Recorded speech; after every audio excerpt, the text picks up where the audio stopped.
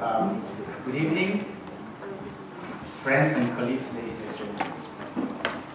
The IMS public lecture is an outreach activity of the NUS Institute for Mathematical Sciences. This evening, we are honored to have Professor Terry Speed as a speaker. Professor Speed is well renowned for his numerous and important contributions to the applications of statistics to genetics and genomics and to related fields such as proteomics, metabolomics, and epigenomics. As a member of the NIH Genome Studies section from 1995 to 1998, he investigated fundamental problems arising from the Human Genome Project. For his many contributions, he has received numerous honors from the world's leading scientific bodies, including the Fellowship of the American Association for the Advancement of Science in 1990, the Fellowship of the Australian Academy of Sciences in 2001, the Pittman Medal in 2002, the Moyer Medal in 2003, the NHMRC Achievement Award for Excellence in Health and Medical Research in 2007, and recently the Thomson Reuters Citation Award in Biochemistry and Molecular Biology in 2012. Professor Speed has served and continues to serve on a number of scientific advisory boards and editorial boards in biology, statistics, and mathematics. He was also the president of the Institute of Mathematical Statistics in 2003-2004, and of the Western North American region of the International Biometric Society in 1994 to 1995. He has held teaching appointments at universities in Sheffield, Perth, and Berkeley, and has been a research manager in Australia's Commonwealth Scientific and Industrial Research Organization. He is currently the head of the Bioinformatics Division of the Walter and Eliza Hall Institute of Medical Research in Melbourne, Australia. Professor Speed is in Singapore as an invited speaker for the program, Meeting the Challenges of High Dimension, Statistical Methodology, Theory, and Applications. It is now my great pleasure to invite Professor Speed to deliver his public lecture entitled Epigenetics, A New Frontier. So, Terry.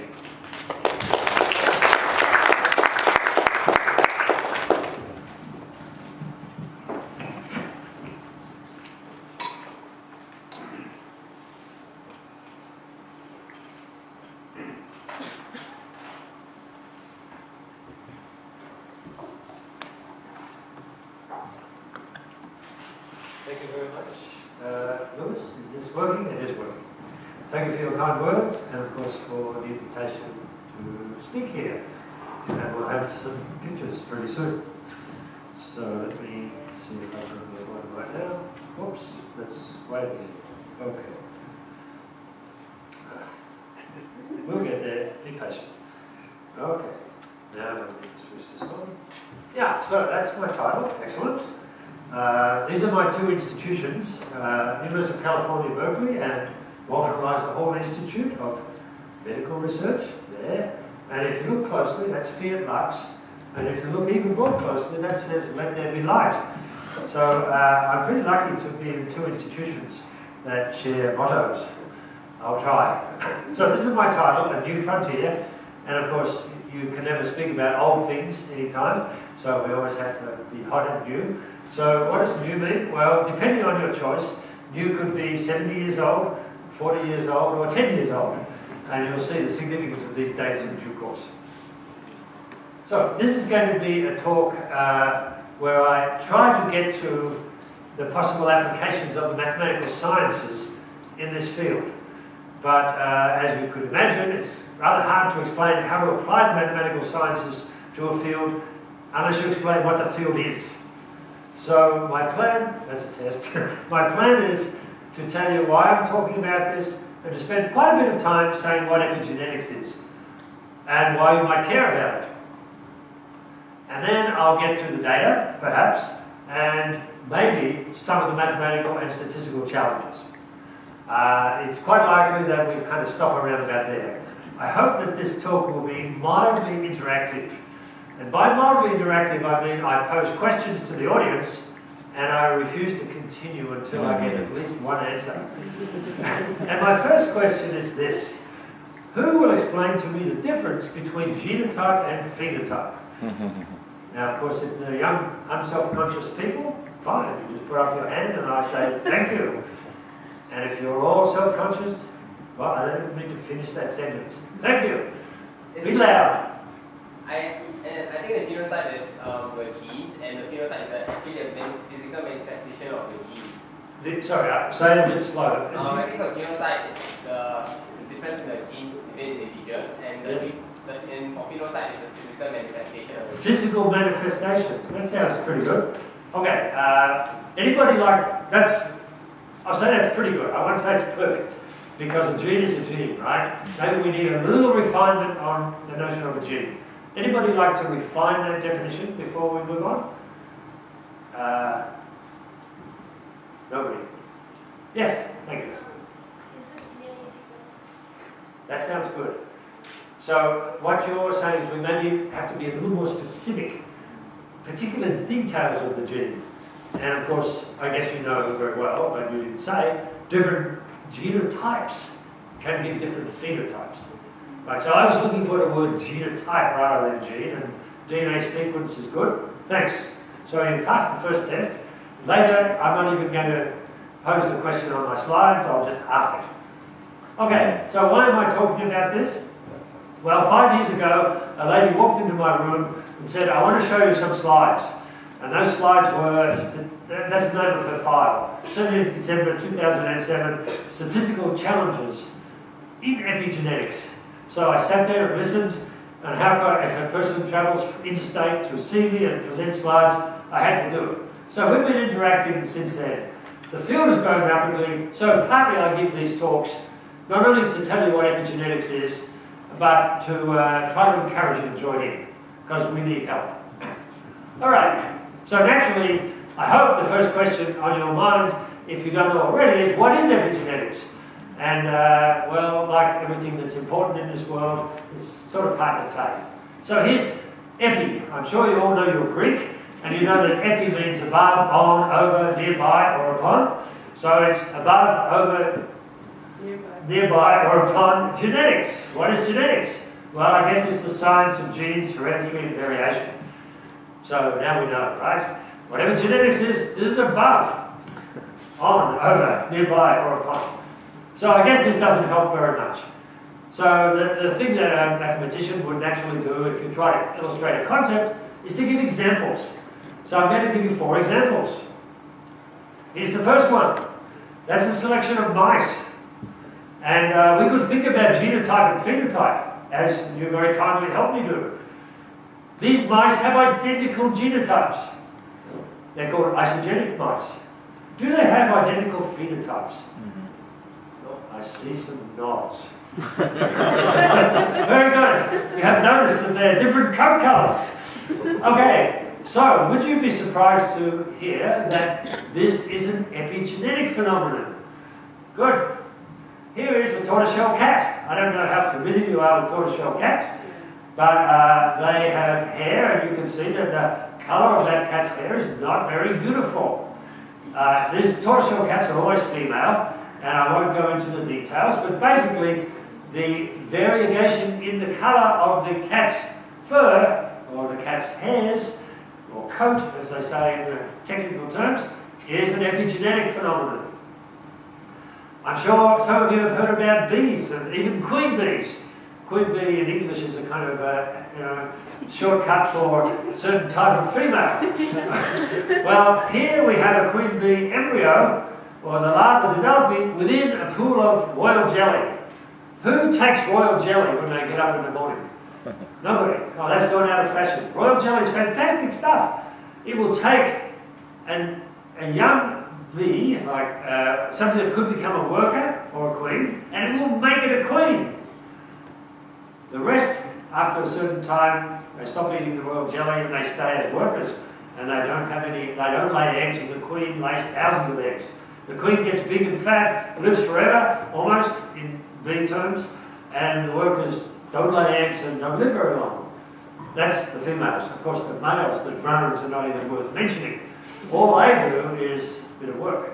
Okay, so that's an epigenetic phenomenon, a fascinating epigenetic story. Finally, we have white blood cells. If you look down the microscope at a smear of blood, you might notice some things which are called platelets for helping with clotting. That's a nice, big, healthy-looking white blood cell called a lymphocyte. There are red blood cells there, those guys there without any nucleus. Red blood cells don't have a nucleus, neither do platelets.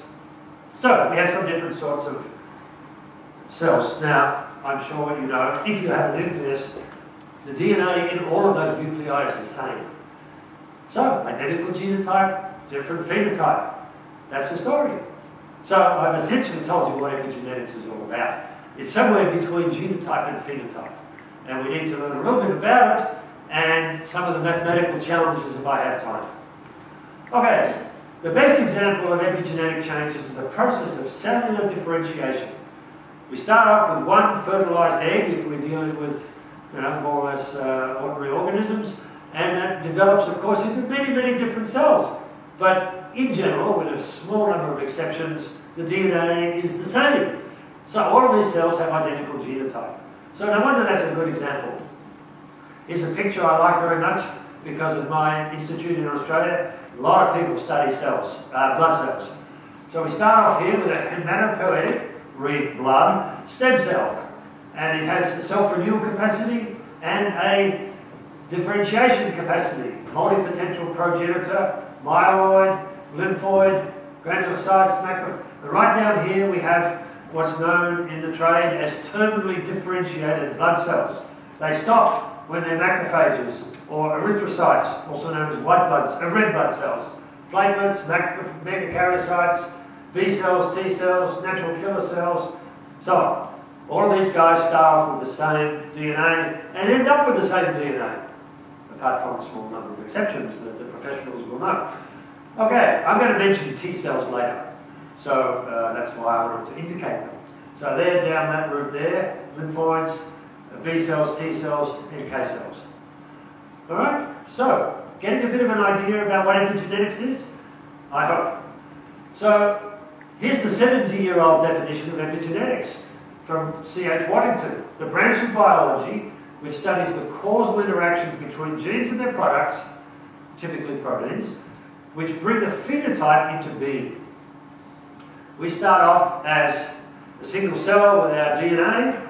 We don't have a lot of phenotype, we have a bit back then, but of course there's a lot more to manifest itself.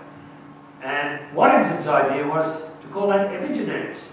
In some sense the genetics ended once we had the organism. It got its genotype from its parents, and they formed, the egg and the sperm unite and give you the zygote, and that's it. End of genetics. Start off the being of the organism. Enter epigenetics. So if you say it like that, it's incredibly important. In fact, epigenetics is going to take over biology, because really, it is biology. Changes, and this is now a more recent definition, changes in gene expression inherited from cell to cell, not caused by DNA. The study of mitotically and or meiotically heritable changes in gene function, which cannot be explained by changes in DNA sequence.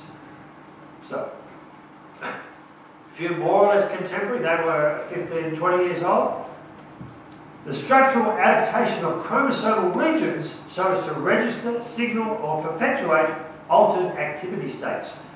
That is very abstract, but I am going to give you a bit of a sense of what it means.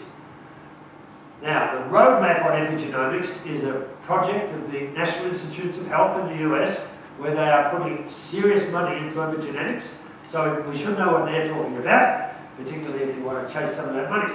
Heritable changes in gene activity and expression in the progeny of cells or of individuals. Now remember, when we use the word heritable, it could mean simply that it goes from a parent cell to the two daughter cells if the cell divides. Or it could be it goes from an organism to the offspring of the organism. Mainly it means the first. Not necessarily heritable, transcriptional potential. And finally, this person who does neuropsychology, very interested in the brain, phenotypic variation that is not attributable to genetic variation. So, you were right all along. Okay, so now we always need analogies in biology to try to figure out what we're talking about. Score versus orchestra. If I say that the analogy between epigenetics and genetics is like the analogy between the score and the orchestra, which is the score and which is the orchestra? Genetics is the score. Genetics is the score. And epigenetics is the orchestra. There's the opportunity for a little interpretation with the score. Punctuation versus text. Take the same text, put the commas and the full stops in different places, and you can get a different meaning. I think we all know that. Dances versus choreography. Right? That's a dance version of the first one. Compactness versus accessibility. Really weird, but I will explain it. And finally, biology's quantum mechanics. What does that mean? That means it is the science in biology where all the weird stuff happens. You know weird stuff that happens with quantum mechanics. You have action at a distance. You have all sorts of strange things. Well, anything that's weird in biology tends to get called epigenetics. And we'll see some weird stuff. But I haven't really told you what it is. Okay? We've got sort of an idea, we've got analogies. So in one sense, it's all about gene expression. What genes can and cannot be expressed in cells. And that's the point of view I'm going to take. Okay, so let's look at a chromosome. Here's a nice standard picture of a chromosome. It starts off with a thing called a metaphase spread. So it's a kind of a highly compact version of an incredibly long DNA molecule. And we sort of slowly unwind it. We have these guys here, which are called nucleosomes. And the DNA winds around the nucleosomes. These things pointing off are called histones. And then slowly we see the double helix. Then we can start seeing a bit more. Right at the top there, you can see some letters. I can't read them very well. Okay, is that a C and a G? Is that, yeah, well, we'll get there. Okay, so that's a chromosome. That's a histone, this thing that around which the DNA is wound, and that's a histone tail. And that's a methylation mark. And there's more methylation marks. And up here we have that. Right, so this is going to be the sort of picture on which we overlay epigenetic phenomena. The first one is methylation. And that goes back, that's my 40-year one. Methylation started to be studied fully about 40 years ago. Excuse me. So what is methylation? Well, 5-methylcytosine. So it's, if we had a molecule of cytosine and it got converted to this guy here, by having a bit of extra stuff put on there, that's called methylation. And you see this guy is methylated. These are all methylated. So, and they're methylated, as we'll see, when there is a C followed by a G. That's slightly weird, but that's a fact of life. So that's the methylation mark. Now, why is methylation relevant to gene expression? Because say that's a gene, and it's going to be expressed when it gets expressed in this direction, and there is a pile of stuff upstream of the gene called CPG islands. Now, CPG island just means a lot of C's followed by G's. And a lot means, well, enough to satisfy some definition of what an island is. And of course, an island means you have a part of them sort of stuck together. And if you have a CPG island, they could be methylated, which is the dark, or they could be unmethylated, which is the white, the open. When it's methylated, the gene will not be expressed, in general. Everything I say is only maybe 75 to 95% true. All statements in biology have exceptions. So don't pick me up and say, oh, you can have methylated promoters where the gene is expressed, because I know that. But most of the time, and here's a good example. This is a figure from a thing called the Cancer Genome Atlas paper on ovarian cancer.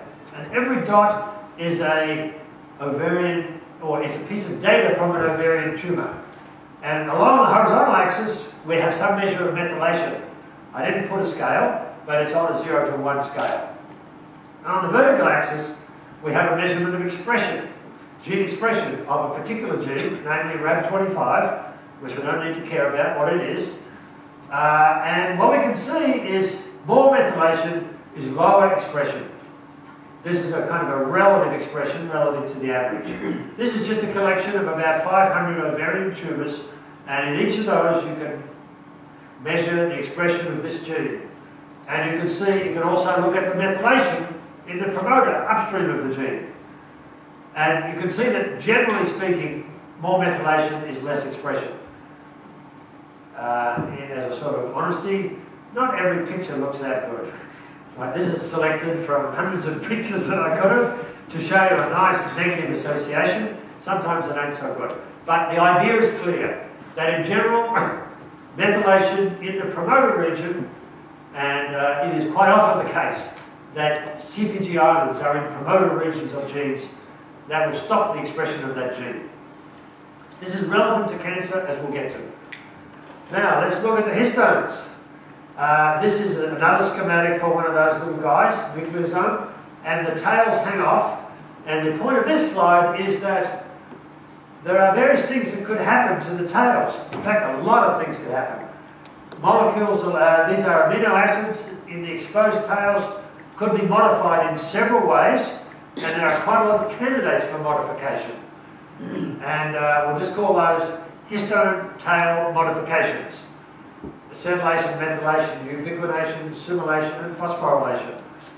And as I say, there's a lot of candidates. That's that. They affect gene expression, and I'm going to show you how.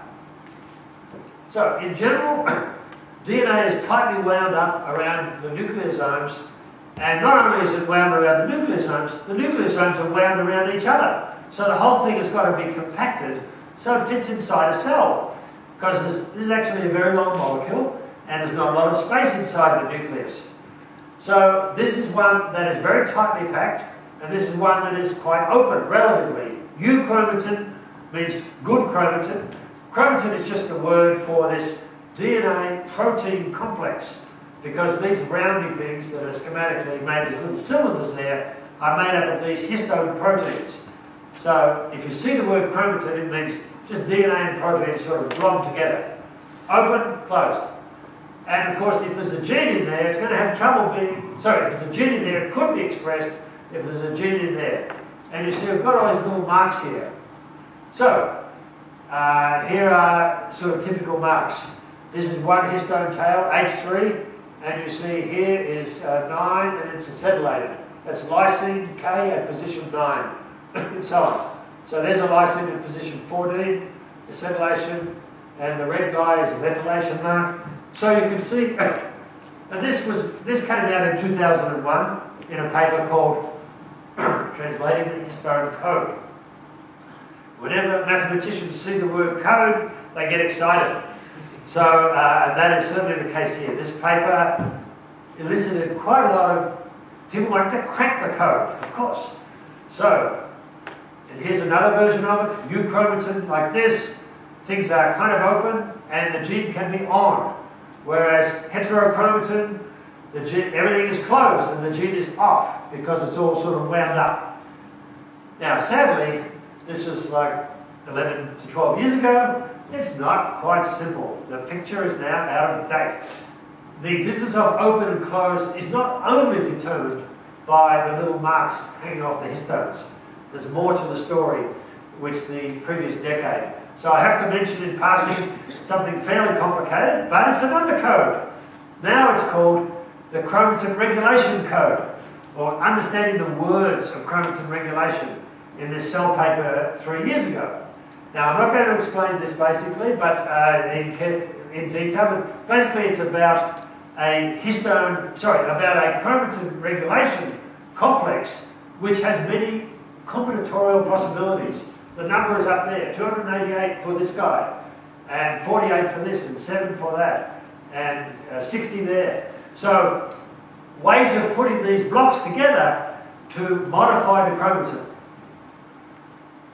And there's one more thing I have to mention that recently got put into the world of epigenetics, namely microRNAs. We've got this little picture here, which I'm not going to explain in detail, but basically these are short RNAs, and they bind to a complementary piece of messenger RNA and either make it impossible to translate or they break it up into pieces so it gets sent to the dustbin. So the general picture is like this.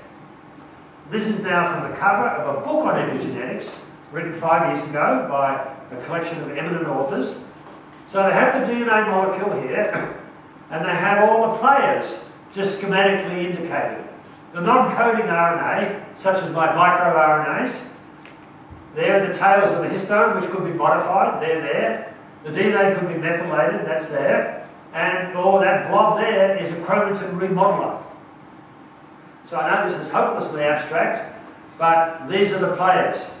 And somehow, to, if you like, understand what's going on in epigenetics, we have to see how these molecular changes make a genotype into a phenotype. And that's really the program for epigenetics. And if it sounds pretty much like a program for biology, that's not far off. Of course, plenty of people are studying other things.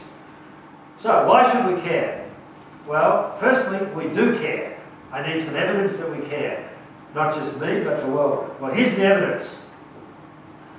This is the frequency of articles with the word epigenetic or epigenetics in their title by year relative to 100 articles with the word genetics in their title. So genetics is a pretty important subject. So we take, see here, down here, for the period from 1950, 1960, 70, 80, 90 to 2000, it's less than 1 per 100. Less than 1% of the articles that are published in genetics with the word genetics in the title. But now, that's the last decade. It is shooting up. So that's my 10-year time scale. Maybe this is new over this 10-year period. Even though the hardcore epigeneticists have been studying it since 1942, and certain of them have been studying it since the 70s, but really everybody's getting interested in it now. Here's a few phenomena.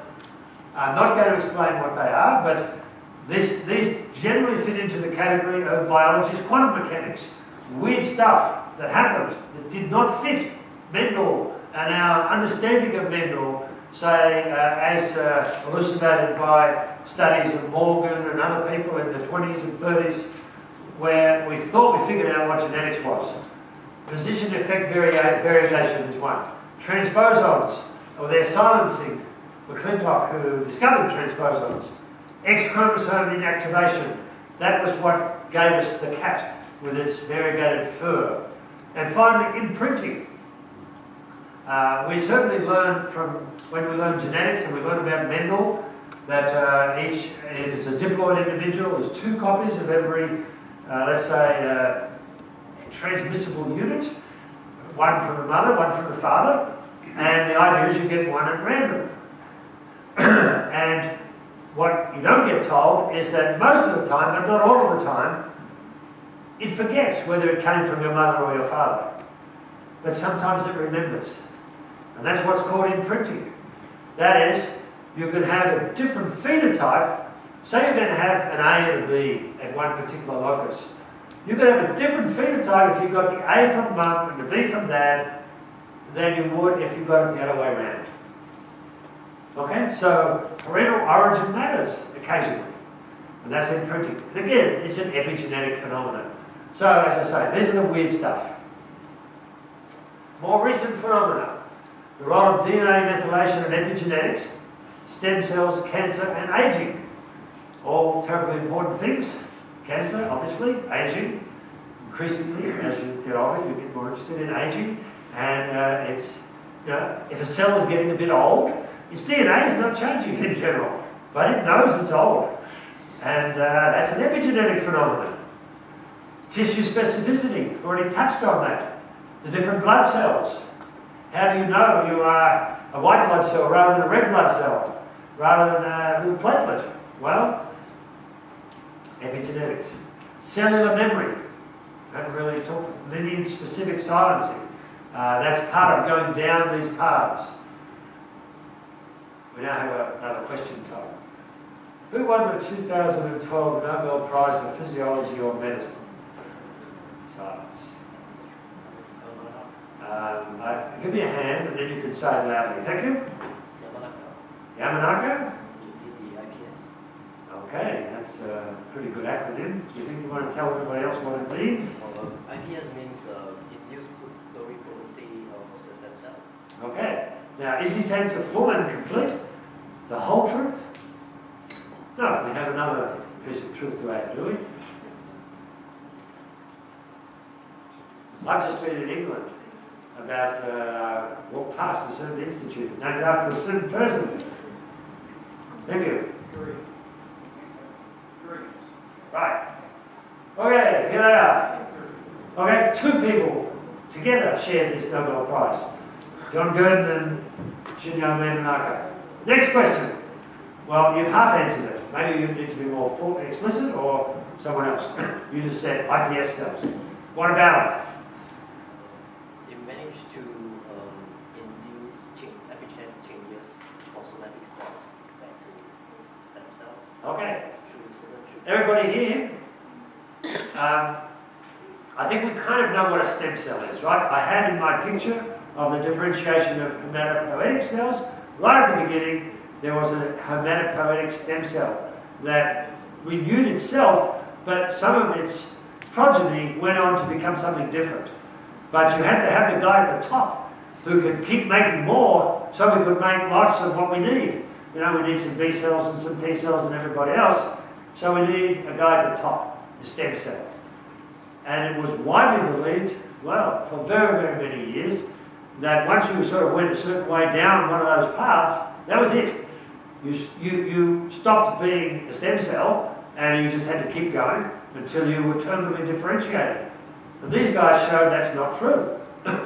They discovered that mature cells could be reprogrammed to become pluripotent. Pluripotent meaning pluri, many, potent, yeah, can do it. Okay? So that's what they did. Now he's already given away the secret that these are epigenetic discoveries.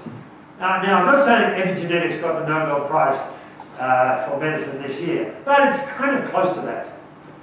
So 3 old papers by Sir John Gurdon. DNA demethylation is necessary for the epigenetic reprogramming of somatic cell nuclei. Somatic just means not, loosely speaking, not a stem cell. Reprogramming means you try to make it back to one. And you have to turn off the methylation where at suitable places. Characterization of somatic cell nuclear reprogramming by oocytes in which a linker histone is required for pluripotency. And finally, histone variant macro H2A confers resistance to reprogramming. So their stuff, although all of this epigenetic stuff wasn't understood at the time they made their discoveries, as they subsequently dissect what they were doing, they are realizing that there's a sort of, it's built on epigenetics. From the website of Yamanaka, who works at this place in Kyoto University. So this is what Yamanaka is doing right now. I mean, he made his discoveries, well, more than 10 years ago. We are also working to change the epigenetic status in cancer cells using reprogramming, making the differences between genetic abnormality and epigenetic status. Loosely speaking, Yamanaka believes, like many people, that cancer is an epigenetic phenomenon. Because you have a cell, which is supposed to be a kind of normal brain cell or skin cell or something else, and of course it's behaving differently. Its phenotype has changed. So there have to be epigenetic changes, find them, and reverse them. So that's what Yamanaka is doing. Other epigenetics that's around. Influence of the environment. Well, I've already mentioned the royal jelly that our queen bee has to be fed so she can grow into a queen. Well, humans and mice and rats, mainly mice and rats, but occasionally humans, are going to be fed stuff. Plant flowering. You know, how does the plant know when to flower? Well, you know, its DNA's not going to change. It's just sort of sitting there, growing, then all of a sudden. So this is an epigenetic phenomenon. Other possibilities. Long-term consequences of environmental exposure. A lot of people get very excited about the idea that all the weird stuff that's going on now, increase in the rate of autism, or type 1 diabetes, or you name it. Maybe that's the environment causing epigenetic changes, which are causing gene expression changes, which are causing disease. Now, some of this is likely to turn out to be true because you can do stuff to mice and rats and see that it's true. But it's going to be a lot harder to show with people. Transgenerational epigenetic phenomena is even more amazing. Come back to Lamarck. Right, we can do stuff to you environmentally, and you can pass it on to your children. Strictly against Mendel, right? If I feed you the wrong stuff when you're a little baby, then maybe your offspring are going to be exhibiting some phenotype which is not really reflected in their genotype. Some epigenetic features have been transmitted. Now, in general, I hasten to add, standard epigenetic marks are supposed to be white clean when you go from, say if you're a man, you've got a cell that is going to form sperm cells, and it should be sort of white clean. But it's a little more complicated with egg cells, and maybe the mother's environment while she is carrying a child may affect not only the child she's carrying, which doesn't sound too surprising, but the children of that child. And they can do that with mice. So maybe with people. Okay, here is something from Nature 2010. The epigenome effort makes its mark. This refers to the thing I call the roadmap. Cancer, prenatal changes, chronic diseases, and brain disorders. How does the brain work? All these brain cells, what's memory? You can see that there's a lot of opportunities for epigenetics in the brain. So I won't bother reading the text, just to show you that you could read more about this in that article. There are many, many places that you can read about epigenetics, but it's really starting to take off. I want to do a little bit of national bragging, which you'll see is also 4 eminent Australian epigeneticists. Marianne Frommer defined, I won't say she discovered, but she defined CPG islands in a way that is still used today, and invented a technique called bisulfite sequencing to assess methylation. Sue Clark, who was a student of Marianne, studies cancer epigenetics and has contributed with discovering the long-range epigenetic silencing. Emma Whitelaw, that picture of those mice with the different coat colours came from a paper by Emma Whitelaw published about 2010. So she studied epigenetics in mammals, mainly mice, but occasionally others. And finally, Jean Finnegan is an epigeneticist working for the CSIRO Division of Plant Industry, who studies flowering in plants and other epigenetic phenomena. Now, the only coincidence here is not that they are all Australian, but that they're all women. You might think this is kind of a girl subject. Boys study genetics, girls study epigenetics. Well, it's not quite the case, but it seems that in Australia these are all quite eminent scientists. Okay, so now I've got to look at the time. It's 19:11. And so we've got to turn to the mathematical stuff, which is far less interesting, I have to say, than the biology, but it's what gives us a living. So an explosion of data is emerging that will make the gene expression microarray wave look like a little splash. That is to say, there's an enormous amount of data needed for epigenetics.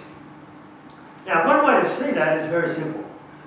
If you think of our body as made up of a lot of cells, we're made up of trillions of cells, but we know there's also a lot of different cell types. There's brain cells and skin cells and heart cells and lung cells and so on, right?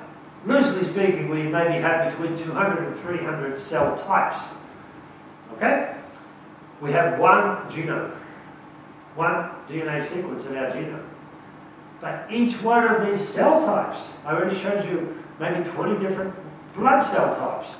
Each one of these cell types is going to have not only one epigenome, at any particular sort of instant in time, it will have an epigenome. So that's already 200, let's say, or 300 epigenomes at one instant in time. But it changes according to the environment. So one organism will have hundreds of epigenomes which change in time. You can see that figuring out epigenomics is going to be quite a bit harder and require quite a lot more data than figuring out genomics, where you take the one DNA sequence, the genome, and relate that to whatever it is that you think is nice and simply related to the genome sequence. Because genetics, in some sense, presupposes that we have a single genome and sort of stable phenotypes that we can explain by alterations in that genome. And when it doesn't work, we think, oh, weird, tough, let's study something else where it does work. You know, if it doesn't work for cancer, let's go back to haemophilia or cystic fibrosis, because there we can find the mutations, and the people that have it have got the disease, the people that haven't got the disease. But of course, heart disease and cancer and diabetes are much more complicated, and environment's going to matter. So you can see why there's got to be a lot more data. In fact, it doesn't make sense to talk about the data to study epigenomics. You've got to specialise. So, many assays, but few underlying platforms. You want to study methylation, you want to study histone modification, there's loads of them, microRNA abundance, DNase 1 hypersensitivity. This is part of finding out what bits of chromatin are open and what bits are closed. All together with messenger RNA abundance, we are interested in gene expression, because these guys are sort of, if you like, causes. But the thing that really matters is what genes are expressed. Transcription factor binding sites and other DNA binding protein sites. And platforms, well, we've all heard about microarrays, I mentioned them. DNA sequencing is taking over, old-fashioned stuff, gels, and PCR, depending on the scale you want. So data on these platforms, on these things, and I've already sort of touched on the complexity because of the dynamic and varied nature of epigenomes. Histone modifications. Now, sorry for all these words. $190 million roadmap, 39 assays, 30 histone modifications. This will just scratch the surface as it's only baseline data. If I take a cell line and I just figure out its epigenome, that's kind of boring because it's just sitting inside the test tube. If I start adding a drug or mutating the gene, it's going to have a different epigenome. So we've got to have a baseline data to get started. I say here, all around the world, biomedical researchers are starting to explore the epigenetic dynamics of their favourite biological system, disease, or phenomenon. And if I don't shut up, I will give at least one illustration. But you can see that. Say you're interested in memory in the brain, fine. There's got to be an epigenetic basis to memory. There's no doubt about that. So you have to start figuring out, using some assays and some cells in the brain, or maybe some cell lines derived from the brain, and try to understand the nature of memory through epigenetics, and of course other things. That'll be just one thing. People are studying the epigenetics of cancer, of course, another thing. This is a sketch here for what's happening with this roadmap data. 40 columns, these are the different assays. 261 rows, these are the different cell lines. H1, H9, these are embryonic stem cell lines. And it goes on, different tissues. All of this will be sequence data with some exceptions. So, massive amounts of next generation sequence data are being devoted to this roadmap project. Okay, time for some statistical challenges. Have I been going too fast? I seem to be rattling through this. Maybe I should stop. Yeah, 27 people said yes, I have. Actually, it was really just there. Why don't we pause? Yeah, we'll pause here. Can I have a couple of questions? I do get the feeling I've been too fast. But yeah, thank you. For mitochondrial DNA, are there genes? Are there That's a good question. To be honest, I do not know. You're effectively asking, I mean, there are genes, regular genes on the mitochondrial DNA sequence, which is, yeah, but does it have methylation? I don't know the answer to that. Does it have, I don't think it needs to be wound around histones. It's only 16,565 base pairs long. So I suspect most of the things I'm talking about don't apply, but I really don't know. So the mitochondrial DNA, because you don't know, all of our cells, with a few exceptions, have loads of these little circular molecules called loads of things called mitochondria, in which there is a circular molecule of about 16,656 base pairs long, and it transcribes about, I don't know, 21 genes or some number like that. But whether these things apply there, I don't know. Thanks for that question. Other questions? Remember, we're trying to slow you down. But possibly have some illumination as well. Sometimes answers to questions can be helpful.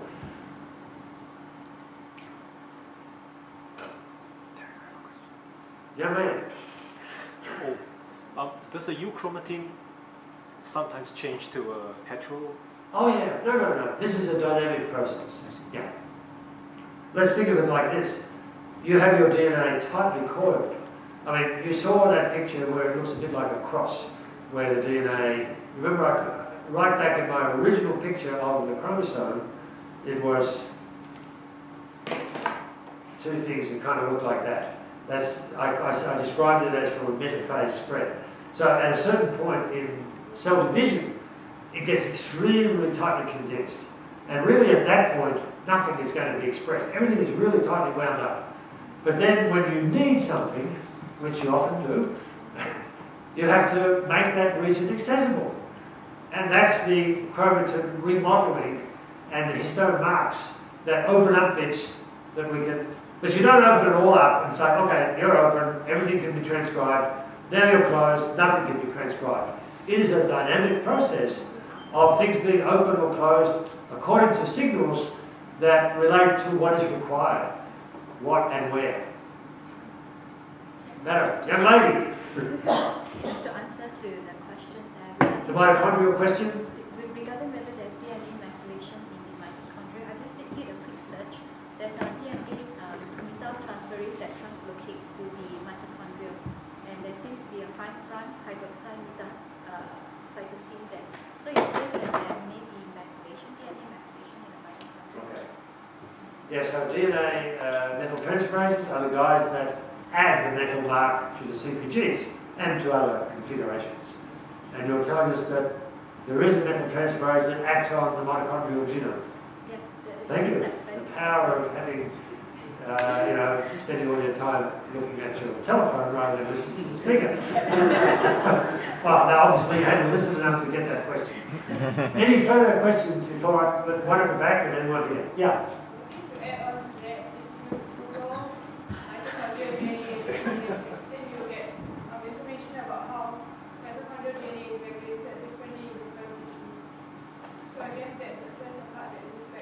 Yep, that makes a lot of sense. You think of mitochondria in your brain, they're working like crazy. Whereas, say in your skin or in some other or sleepier part of your body, probably they can go to sleep. Thank you. Gee, who would ever dare give a lecture these days? All these people Googling with their telephones. How many wrong things have I said already? Question, Lucia. If we could go back to the previous slide, the platforms of it. The epigenetic platforms. Yes. So is there any of them particularly that's ascribed to a lot of the disease cause, like to causing diseases, or they just? No. These platforms here are more about scale. Oh, sorry. I think I probably. You mean up here? The assays. Then. Assays. Yes. Okay. So tell me the question again. Any particular one or ones that is more ascribed to causing disease than? Oh, no. These are really ways of monitoring the state of it, the epigenetic state of cells. If I were to find out what's methylated and what's not, I could say I've got a tumour. Like, remember that my little plot? Each of those tumours were run on a methylation microarray, which had probes in the CPG islands of 25,000 genes. Or later they got one for many more. But so you're getting a measurement of the CPG methylation status. And the most extreme form of that with sequencing you could take the cells and sequence the entire genome in a suitable way called bisulfite sequencing and find the methylation status of every CpG in principle in the genome. So these, and of course histone modification again, you'll have an assay called ChIP-seq, chromatin immunoprecipitation sequenced, and that will tell you which of these marks are present on the histones in which regions of the genome. So they're not associated with any disease, it's more like a microarray or something where it will be used with different cells to monitor microRNA abundance or methylation status or histone modification status or the open or closed state of chromatin in a given region. Okay? Actually, you have to find a difference here. If, say, you have you do the sequencing to see which bits of DNA is methylated. Yep. That could change if you could get a different measurement if you measure, like, take a sample now and tomorrow, or it says tomorrow. Like Oh yeah. tomorrow, Well, and it's of course. Yeah. It's very dynamic. Well, I mean, ideally, if you capture your cells and extract the DNA, they're fairly stable. So the measurement won't change from the same cells, but the organism in which the cells came, there they might change. But it's not that rapidly changing. I mean, you could loosely say, once a skin cell, always a skin cell, but maybe it's going to become cancerous, in which case its methylation status and some genes may change. But in general, you could think that for cell types, under, let's say, stable conditions, the methylation status is fairly constant. But when stuff happens, say there's been a mutation or there's some cell division and something went wrong, then there's a possibility of changing methylation status. So it's not so crazy to say what's the methylation state of a CD4 positive T cell, full stop. Even though you know that if you're going to add drugs or starve it or something, it would change. But under normal circumstances, it will have certain genes methylated, certain histone marks will be active, as I will get to if I press on, which I perhaps should soon, but not before we have all our questions. Are you dying to ask a question? Just scratching your head. Any further questions or comments? Okay, so I'm going to skip that. Well, identifying differentially methylated regions is a nice statistical problem. This is what's called bisulfite sequencing of colon cancers versus their matched normals. Now the colon cancer is the red stuff, as you would guess, and the normal is the blue stuff. And this is a sort of a smooth measurement of methylation status on a scale from 0 to 1. And you can see that at least over this region, the normal is more methylated and the cancer is less methylated. So if I had the data for those 6 cell samples, 3 tumors and 3 normals, I would want to do some analysis and find the regions in the genome where it was differentially methylated. That would be that sort of thing. Here you see the similar sort of thing here. So, and along here we have the CpGs, the islands. So that's a well-defined statistical task. It doesn't have a wholly satisfactory answer right now. I say here, in essence, it's bump hunting. I didn't coin this phrase, but I did use it in this context, and it might become popular. Now, what are the bumps? Well, if you're looking for differences, there's no bumps. But if you subtract stuff, then it can bounce around 0, and then it goes high when one is bigger than the other, and it goes down if one is smaller than the other. So there's sort of bumps up and bumps down.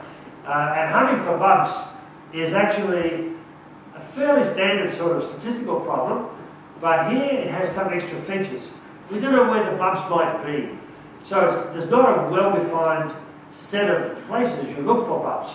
We're going to scan the entire genome. And we want to say how confident are these that a bump is a bump and not just a random fluctuation. So we need some sort of statistical trickery, p-values, confidences, or posterior probabilities, and it may not sound obvious, but there isn't a well-established body of theory yet to deal with this problem. Now, I'll just show you this last example and then I'll rapidly wind up. I mentioned that all around the world, different people will be studying their favourite system to understand the epigenetic basis of it. Well, cytotoxic T cells, CD8 positive T cells, are guys where, say you're going to get infected by a virus, the T cells are sitting there, they're called naive, and then they get activated and they expand in numbers. They're called effector T cells, and they get organised to sort of take out the bad guys. So there's plenty of them. And then later, after the episode is over, they contract down there, but there's a small number that carry the memory of those antigens that they responded to.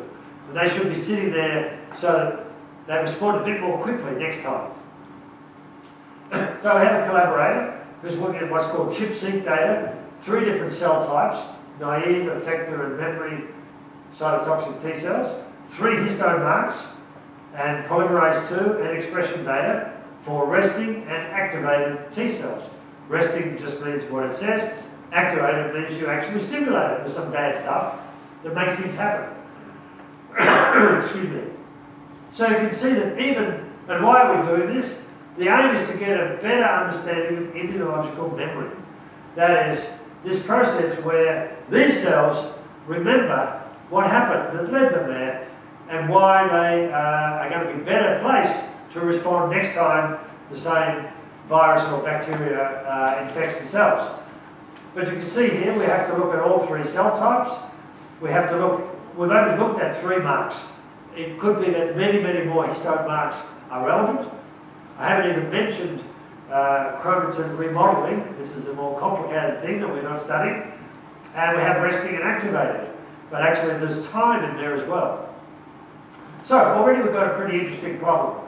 And I'm just going to show you little pictures of data from a chip-seq assay. You see, this is a particular gene where all of them appear to be, this is the gene down here in a map of the genome, all of them appear to be quite strongly with this thing called histone H3 lysine 4 trimethylation. Whereas after you stimulate with interferon gamma, these guys there, but the naive ones, do not have this mark near interferon gamma. So, and there's a little hint of the histone code here. H3 lysine 4 and H3 lysine 27. Mono, di, and trimethylation and acetylation.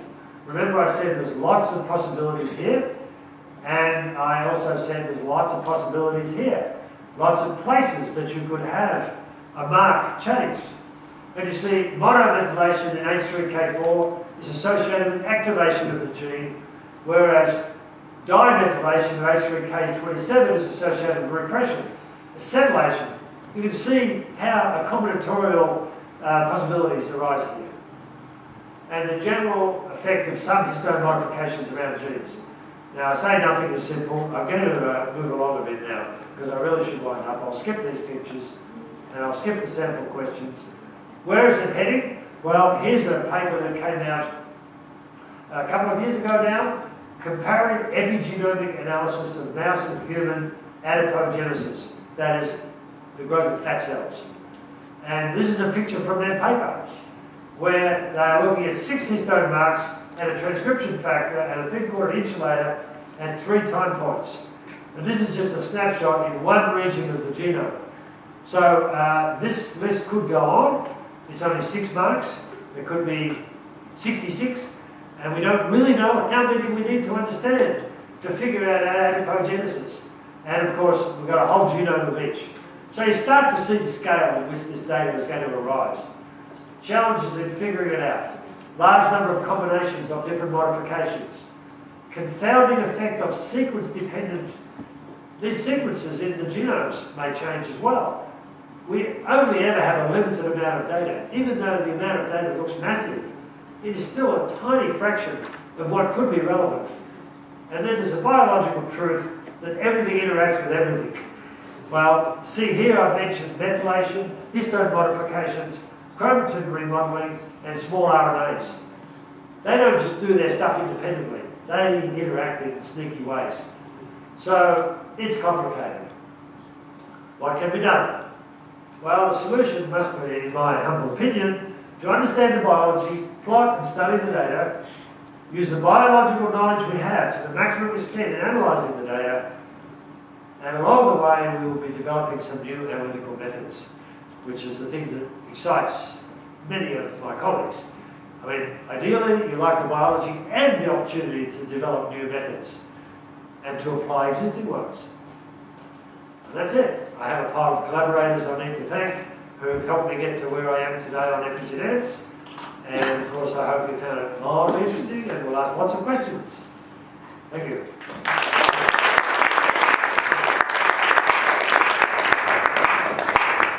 How many questions? Lots. Until people get bored and go home. We can have a lunch. Well, of course, don't feel obliged. Feel obliged to ask the reason why. It'd be terrible if you thank you.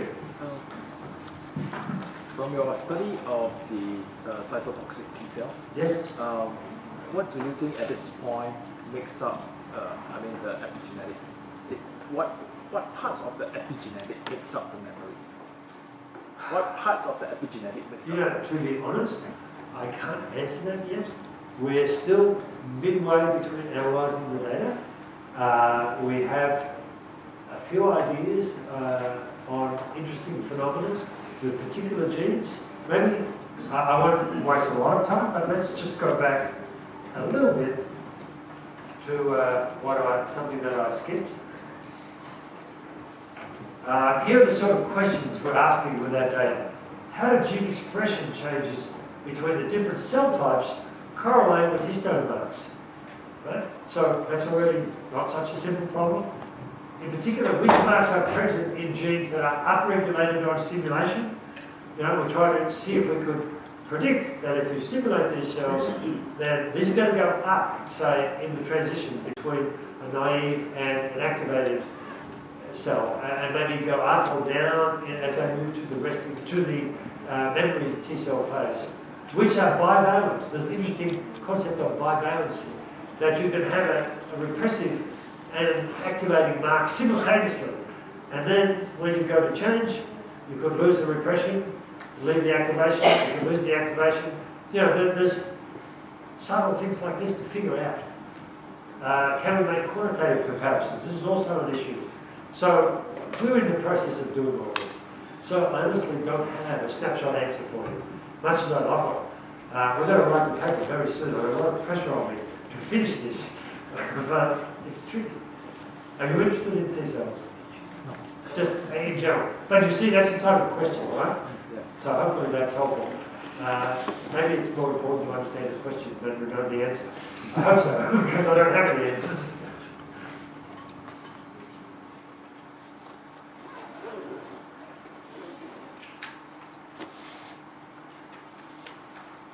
Well, if you don't ask any questions, he's going to jump up and give me something. I can see it coming. Well, before we thank you again for the wonderful talk, this is just a small token of appreciation from Institute. Thank you.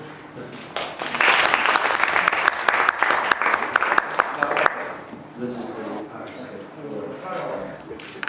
Okay. Thank you.